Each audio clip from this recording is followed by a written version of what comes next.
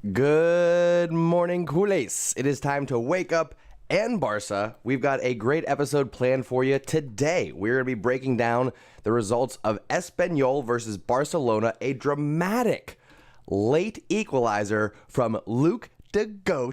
Gives us a lot to talk about, but plenty have happened before that. We're going to break it all down in the good, the bad, and the Barca in today's episode. Plus, we'll be giving out the Mustache Man of the Match. So I'm going to have to get everybody's thoughts on that one. If this is your first time finding us, my friends, welcome to the undefeated community and a happy Valentine's Day to you. Mwah! Kisses for everybody. Love is in the air and a lot to be excited about for Barcelona. We've got the 4th position in La Liga locked down, secured for one more week. We continue on. We're going to do a full match review, the good, the bad, and the Barca. If this is your first time finding us, subscribe to the channel so you can be part of the conversation for our full match review, Espanyol versus Barcelona. Let's go ahead and kick things off the right way, my friends. Ladies and gentlemen, you are now tuning in to the undefeated Mustache John. All right. Good morning, everybody. We are going to turn to the chat and say our good mornings. And then today's episode is going to be all about Espanyol versus Barcelona, the good, the bad, and the Barca. So many takeaways. So many takeaways. I'm going to say my good mornings, have a couple sips of the caffeine, and then we will dive in to today's match review. So how's everybody feeling on this chilly Valentine's Day? Professor giving us the countdown. Appreciate it. Klops and Robbers, hello, good morning. Kalamju, hello. Prashanth, good morning, sir. Yedu's here with us. Sem's here with us. We got plenty of regulars. Harry, hello, sir. How we doing? How we doing? Klops and Robbers, that's tough, man. You'll get over it eventually. That's a rough one, but you will get there. I got faith in you. How's everybody else feeling this morning? Anybody watch the Super Bowl last night? Before we turn to the results of Espanyol and Barcelona, living in Cincinnati, American football, Super Bowl was last night, and really good game, but Cincinnati couldn't pull it out at the end, so disappointing result. Vipula, we'll get to that. Araujo injury, he is now a doubt for the upcoming match, so we can talk about that. Let's see here. I made a last second change to the bad box for the good, the bad, and the Barca today. I just watched the highlights, and I'll give you the details, but it was a last second change. That's why if you were here getting ready to start the show, the countdown ran just a little bit longer than expected because I needed an extra minute there just to get things set up for the good, the bad, and the Barca, which, like I said, we are going to be discussing here momentarily. We're going to be going over the good, the bad, and the Barca. I want to make sure I get my hellos and my good mornings in first, though. Prashant, you know what? Ain't nothing wrong with being single on Valentine's Day. You got the Stash Squad here. That's not a bad way to start your Valentine's Day. And you're going to save some money by not having to go out to dinner and buy gifts and flowers and yada, yada, yada. So enjoy it while it lasts, Prashant. I'm sure you will find love when the time is right. And that goes for all of you out there. Anybody who's single right now, enjoy it. Enjoy being single while you're single. You know what I mean? Because once you're not single, and that time of your life is gone, and you'll be in a new part of your life that you'll be enjoying and appreciating. I, as a married man, very happy that I have my wonderful wife to celebrate Valentine's Day with. But if you're flying solo, that's cool too. Appreciate the time that you have to work on you. You know what I'm saying? SK, new sub from the Netherlands. Right on, my good man. Welcome to the community. Glad you found us. I was actually wearing my 1988 Netherlands kit yesterday because the Bengals are orange. I don't really watch American football, so I don't have a Bengals jersey. So I wore my 1988 Netherlands jersey. Somebody stopped me and asked me if I was from Netherlands. It was a lady from somewhere in Europe. I forget where. But she stopped and asked if I was from Netherlands. I was so flattered that she thought, yes, I was wearing a Netherlands jersey, but just overall, my look, she thought that I was from Netherlands, so I was quite flattered. Good stuff. Oscar, good morning, sir. Appreciate the compliment. I sure do. Before we go over the good, the bad, and the Barca, just give me a quick thought about how we feel about the results overall. I think we wanted 3 points. We needed 1 point, and we got it. So how do we feel? Just, are we content with getting the 1 point? It's a Espanyol derby, a tough match away from home. You know, I know, like I said, we wanted 3 points. We got 1 point. Paul, good morning. Good afternoon to you, sir. It was a good comeback. I appreciate the attitude that Barcelona brought in, that never say die mentality. The LA Rams ended up winning the Super Bowl. It was a good game, though. Klops and Roberts says disappointed from the results yesterday. Sem is happy that we finally got another Dutchman. I did start doing a little bit more advertising in the Netherlands. Just this past month, I don't know if any of you noticed a little bump in some of my views. I started doing some ads on YouTube with targeting specific countries, and Netherlands is one of those countries, so we should get some more folks from the Netherlands trickling in here. Oscar says not too happy with the results from Espanyol, but it was a tough battle. You gotta factor in the fact that it was a derby match. It's away from home. It's always going to be tough. Neither team wound up with 11 men on the field. We'll talk about that. We need to get 3 points over the top three. Our next few matches are big. Valencia's a huge one. Athletic Club is a huge one. And we've got Napoli to worry about in Europa League too. My goodness. MK, NMK, I don't even know what that stands for. I'm just going to call you MK if that's cool. MK, I appreciate that. We'll get there. We are in our 3rd year of doing this. And honestly, probably just this last year is when I started actually hitting my stride. That first year and a half to 2 years was like just feeling it out, piecing stuff together. So I think we're starting to hit our stride. We've got a really strong community built here that I'm very proud to be a part of. I love the folks that we got here. Speaking of, there's the Stash Commander. Kudos, how we doing, sir? A little bit late, but you made it. You haven't missed any content yet. We're going to go over the match. I was kind of letting people trickle in. We had a little bit of a slow start here this morning for the Stash Squads showing up. But it's okay. We're in no particular rush. I'm definitely going back to sleep after this. Let me just lay that out there. Did stay up a little bit too late, but we're here. We made it, and so did all of you. And I'm glad that you're here. Glad to have you as part of the Stash Squad.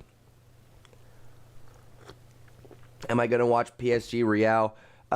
Maybe, probably. I mean, I'll watch Champions League. I'm just not super excited about it. First one without Barcelona in the final 16 since what? 2001, I think it was.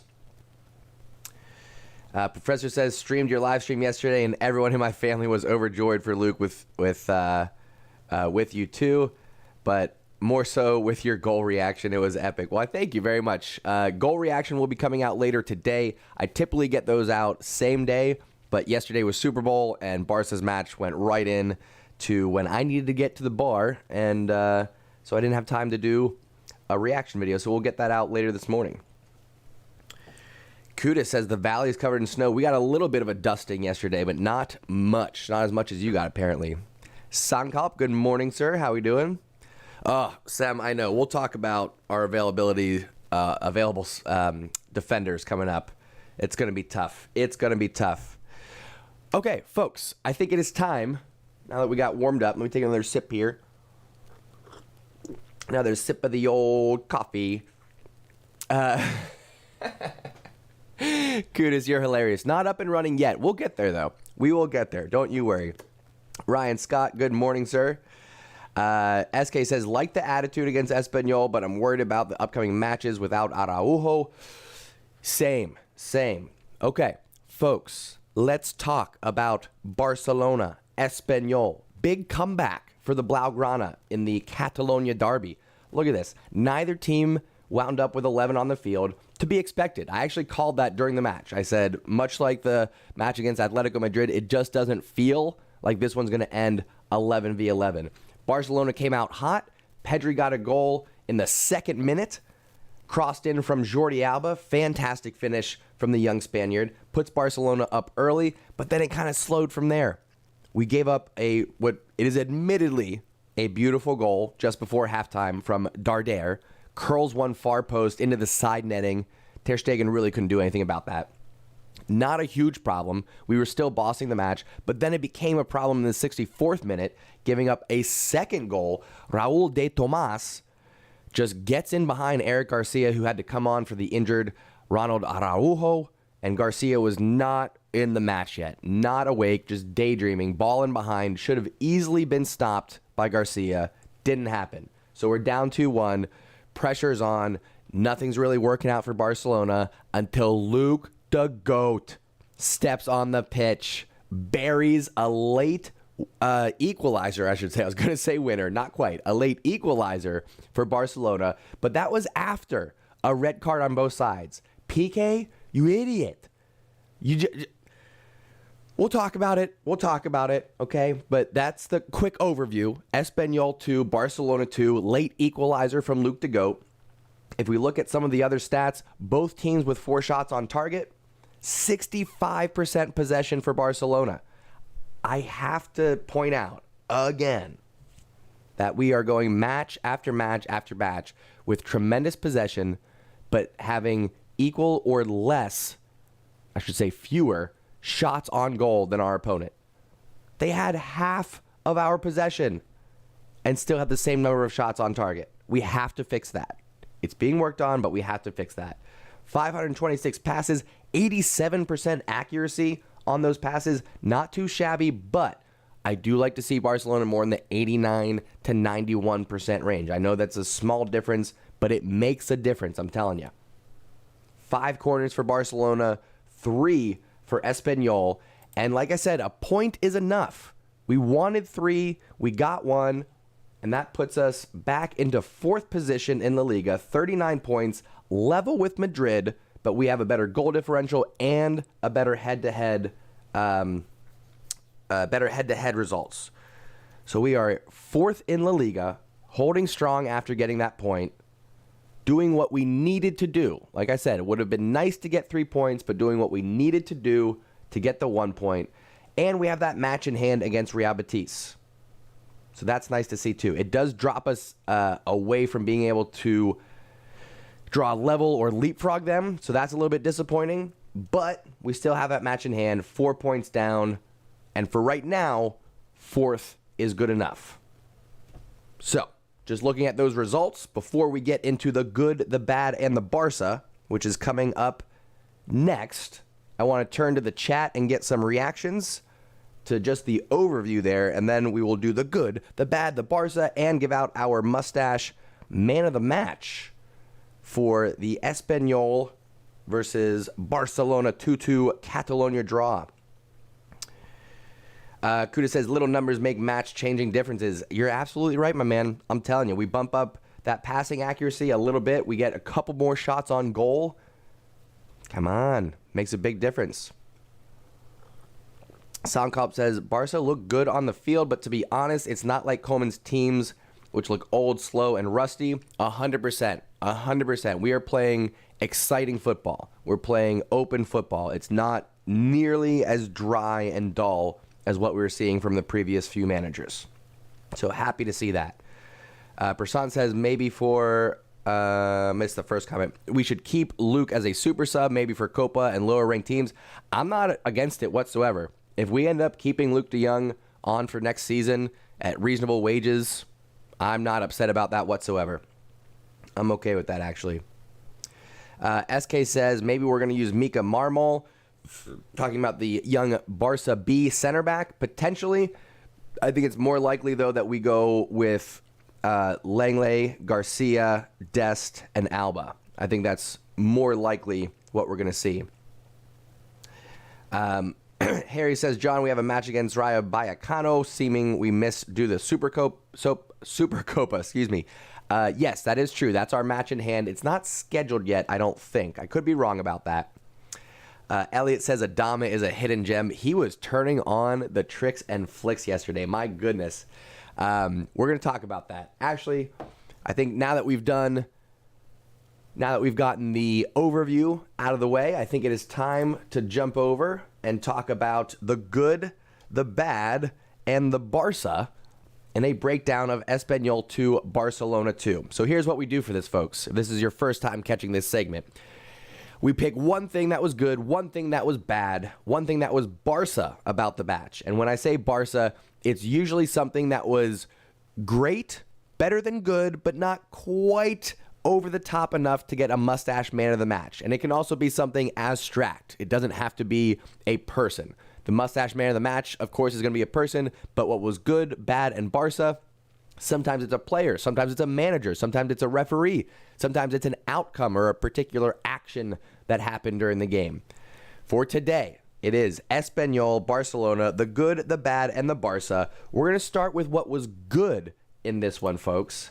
And yes, there's a little bit of bias involved, but the good box goes to the young American Sergino Dest. Here's why.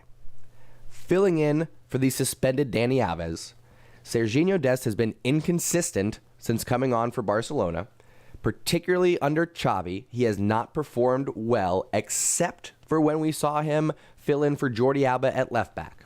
Okay, so since coming back and playing right back and right wing, has not played well. He's looked uncomfortable. So with Dani Alves suspended, this is a big match, a big opportunity for Sergino Dest to come in and not go over the top, do great, phenomenal things, but just do good things. Do his job. Do what he needed to do on the defensive end. And that's what we saw from Sergino Dest. Didn't need to be great. He was good enough. That's all that we needed. That's all that you can ask of Sergino Dest right now. First half, he was very conservative, playing on the defensive side. We did see him pinch in a little bit to help out in that pivot role in the midfield, but not nearly as much as Dani Alves. And he was not involved in the attack in the first half. The second half, it seemed like Xavi gave him a little bit more of a green light. Araujo did come off injured, so you saw Eric come on. That might have changed things up a little bit in terms of Xavi giving him that freedom to push forward. But even then, he didn't get caught upfield. He didn't give up possession, and he did not get beat once during that match. Not a single time. And he had some huge stops, some big tackles during that match. So the good box goes to Sergino Dest doing enough, filling in for Dani Alves there. I'm still very excited for the future of this young player. More to come. Now, let's turn things over to what was bad about this match.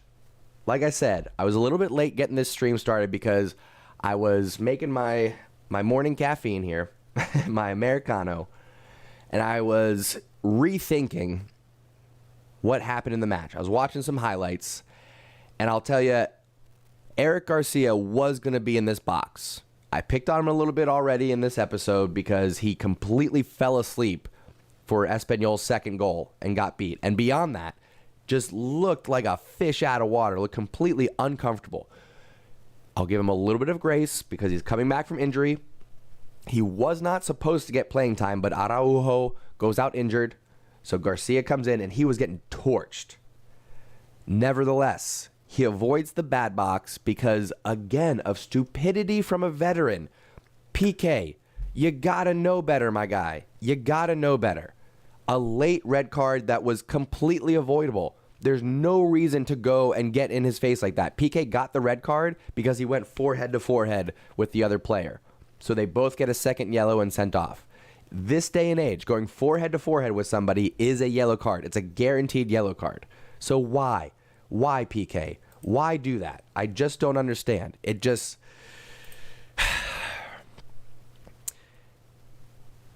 It worked out okay because both teams got a red card. At the same time, it makes us vulnerable for the upcoming matches. We've got Valencia coming up. Then we've got Atletico Bilbao, and Pique might be suspended for both of those. and Dani Alves is unavailable, serving his second match suspension coming up against Valencia, and Araujo might be injured. So, Pique, you have to know better. You just have to know better than to get yourself sent off late in this match for no good reason. If it was like a late tackle to save a point or to save 3 points and you get yourself sent off, that's one thing. But this was pure ego. This was Pique, a veteran, letting the circumstances get the better of him. Not good. Bad Pique. Get in the box. Okay. With that out of the way, we're going to turn back to some positive things. We're going to talk about what was Barca for this match. And I got to tell you, again, this wasn't as late of a switch, but I did have to make a change here. This was going to be Gavi. The Barca box was going to be Gavi all day long. His effort defensively and offensively, he never quits. He goes diving into 50-50 challenges with no regard for the well-being of his own body. He never quits. He was digging out balls against Vidal, turning him, just creating havoc for Alex Vidal on that right wing.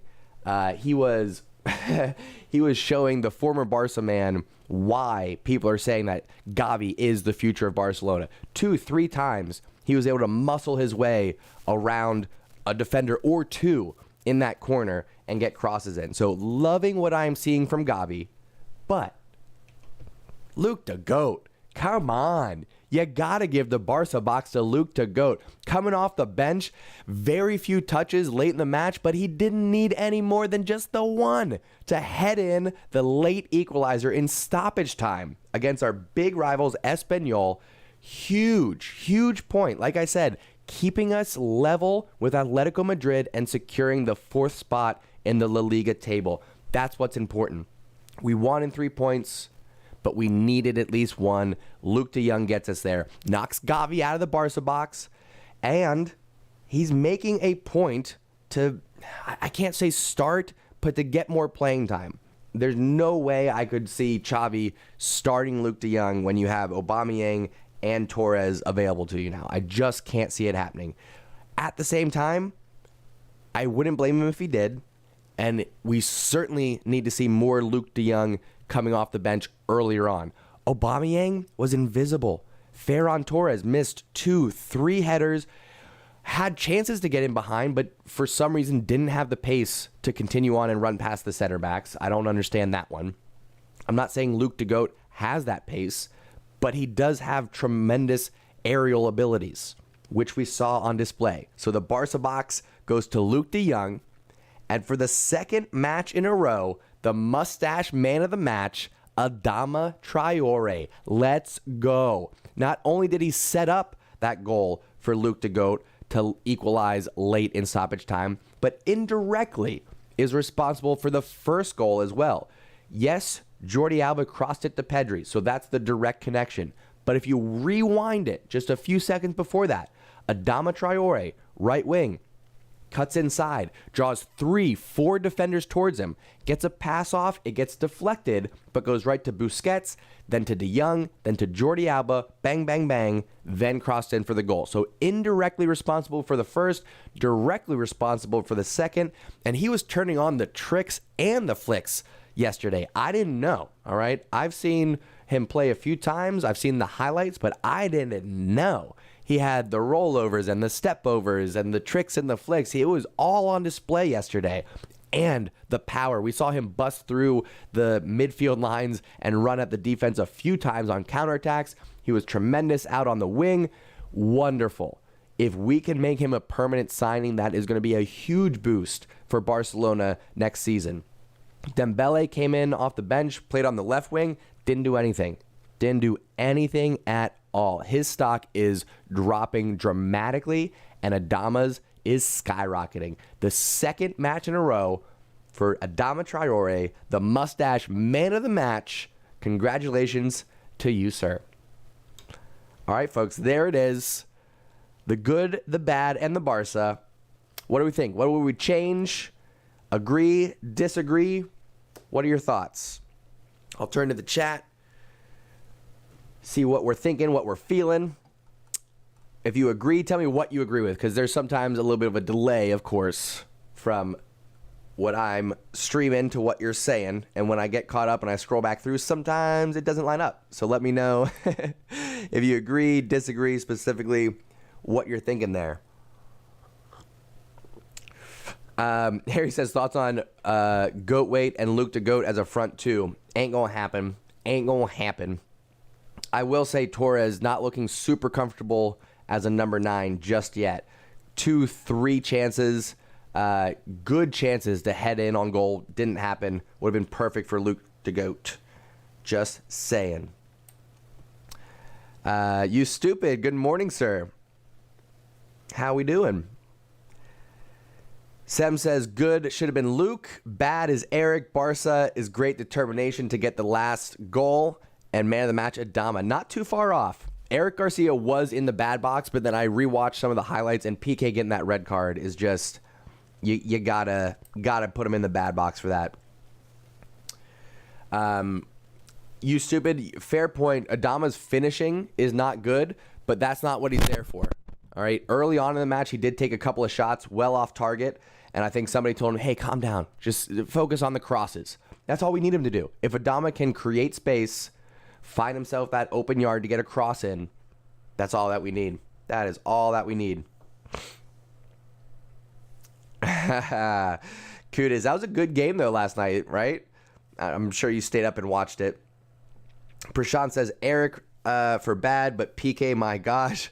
Araujo may not be available, and now Pique suspended. Yeah, Pique suspended, Dani Alves suspended, Araujo injured. It's going to be Alba, Langley, Eric, and Dest as a back four, I would assume, coming up against Valencia there. Professor says Pique should be on his way out of Barca. He probably is next year or two. He is not far from it. Takir says, has to disagree. Eric cost us the match. I'm telling you, he was in the box. I flipped it because of that red card and because of what it's going to do for us over the next couple of matches and how avoidable the red card was. Dani Alves too, but Pique, one of our captains, late in the match. It's a rivalry. You've been in these situations. He should know better, and it's really puts us behind the 8 ball for the next couple of matches. You stupid says I would throw Xavi in the bad box because of those subs. As long as he keeps in his friend in the midfield. I did want to talk about that. I'm going to skip up ahead here a little bit because I'm way behind in the chat. But yeah, I'm not super happy that Frankie de Jong came off and Busquets stayed on. I don't understand what it's going to take for Xavi to bring Busquets off the pitch. At some point, you have to give someone like Frankie de Jong or Nico the opportunity to play in that holding midfield role in these matches. You have to turn the page at some point. All right? Busquets isn't going to be there forever. I don't understand how he's playing 90 minutes week in and week out and not having tired legs and not needing a rest. Maybe it's because he's not asked to cover that much of the field. He's performing well. But when we're in need of a goal and you take off Frankie de Jong, who could arguably provide that for you and still cover defensively, not too happy. Not too happy about that one. I see some of you agree with me there. Thoughts on Ter Stegen? He's not making a difference right now. He's not making huge saves. I would love for him to do a little bit more than what we're seeing. Ferran Torres needs to work on his finishing. His headers were not there. He had 2-3 headers that could have easily been put on target and in the back of the net, and it didn't happen. Can Adama play right wing back? Yes, he has played right wing back before. He's also played on the left wing for Wolves. He's played there as well. You Stupid says, if that's Betis, Villarreal, or Bilbao, who's challenging for 4th, we lose. I don't know, dude, because, listen, we dominate in possession. I think if Araujo doesn't come off injured, then that's a completely different game. If he doesn't come off, we end up winning that game 3-1, maybe 4-1. But Araujo coming off, Garcia coming on. That was just a little bit too much of a drop in form going from Araujo to Garcia. Couldn't maintain, and that made a huge difference. So I hear you. I hear you on that, but I got to think that has more to do with it than anything else. Ovi, good morning, sir, says we made fun of Coleman, but Luke is really dangerous. And someone did say that. I don't know if it was Xavi or someone at the club, but that was going around on Twitter today that when the ball is crossed in the air, Luuk de Jong is more dangerous than Neymar. That's what folks are saying. Takir asks, what are my thoughts on the heavy criticism on Xavi on Twitter? I'm almost done with Twitter. I stayed off of it for the longest time. I would send out some promotional tweets, but I would stay off of it for the longest time. I've been getting sucked into it again lately, but it's just people's opinions, you know what I mean? And the algorithm's going to feed you what you want. So don't get too sucked into it. I'm not paying any attention to any negativity around Xavi. It's not really his fault. Aubameyang was a ghost. Dembele was a ghost. Ferran Torres, once he got pushed out to the left-hand side, didn't do anything whatsoever. It was all Gavi and Adama Traore and Pedri creating the offense there. So it is what it is. I thought Sergino Dest did what he needed to do, got the job done. I'm upset that Pique is going to be suspended. Araujo is going to be injured. That's not exciting. Nah, Curioso, I got to disagree with you there. Why play Mingueza at right back out of position when you have Sergino Dest, who could use the minutes and use the experience? People that have given up on Sergino Dest, you're just wrong. You're just wrong. He's a great player. He's got tremendous potential. When he's at his best, he slides right in to Barcelona's starting 11. But it's the consistency. It's the confidence. It's what he's got to work on. For old heads, Twitter has become GeoCities. Dude, Twitter's bad, man. Twitter's bad. People with their opinions, including me. It can get pretty bad out there.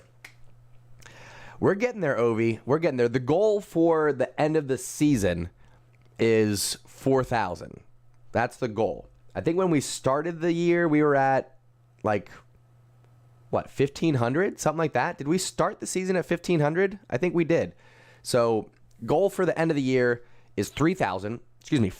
We're about to hit 3,000. Again, love and support from the chat and the undefeated community. I really do appreciate you all. We're going to continue to grow. We're going to continue to add things in. Discord will happen eventually. I'm going to do a membership here soon, too. I think once we hit 4,000, I'll put in some tiered memberships. I don't want this community to be about, to participate, you have to pay money and blah, blah, blah. So it won't be about that. But I want to think of some cool stuff that you can get for being, a $2 or $5 a month member, stuff like that. It'll be additional content. Maybe you get more involved in having a say in, what goes in the boxes before those live streams. We'll think about it. So give me your ideas on that. In the meantime, we've got another live stream coming up on Wednesday, because we are here live every Monday, Wednesday, and Friday covering the Barcelona news. But you can find me on Instagram, you can find me on Twitter, you can find me on TikTok as well. If you want to message me on Instagram, message me on Twitter with your ideas. If you were going to pay a membership to the channel, $2, $5 a month, what would you want access to? What would make that worth your value, or valuable to you, worth your monies, I should say? Because like I said, I don't want it to be, everything to be behind a paywall. That's not what's going to happen. That's not what it's going to be at all. It'll be extra stuff, fun things. So this year's goals, hit 4,000 by the end of the season. Start a membership that's worth it for everybody. Get some merch. I think wristbands, hats, probably be the first thing that come out. I think those are the big goals. And a Discord for you, Ayush. Kuda says $20 a month gets you a video from the stash captain, and Kudas will pump me up. Cool, Culers. If you're going to be in the video with me, absolutely. We'll make that happen. But yeah, that's what we're planning on. We got plenty more to come. So that's going to do it for today, folks. I hope you appreciated the good, the bad, and the Barca from Espanyol versus Barcelona. 2-2 draw. It was a good Catalan derby, I got to say. Adama gets his second Mustache Man of the Match award. He's going to be a big-time player for Barcelona. Very excited for his future. Very excited for what's to come for Barcelona and for this channel. We'll be live again on Wednesday for another episode of Wake Up and Barca. We'll do a full match preview for the upcoming Europa League tie against Napoli. Nervy times going into that match. Our defense is a little bit shaky. We got some injuries going into it. We got to work some stuff out, but we got a lot to be excited about as well with what we got going on in the attack for Barcelona. So one more time, thank you all so much for coming and starting your morning with me. I appreciate you starting your day in a positive way, going over some Barcelona news. We're here every Monday, Wednesday, and Friday for Wake Up in Barca, and I will see you next time, my friends. Thank you so much for tuning in and taking a ride. Mwah.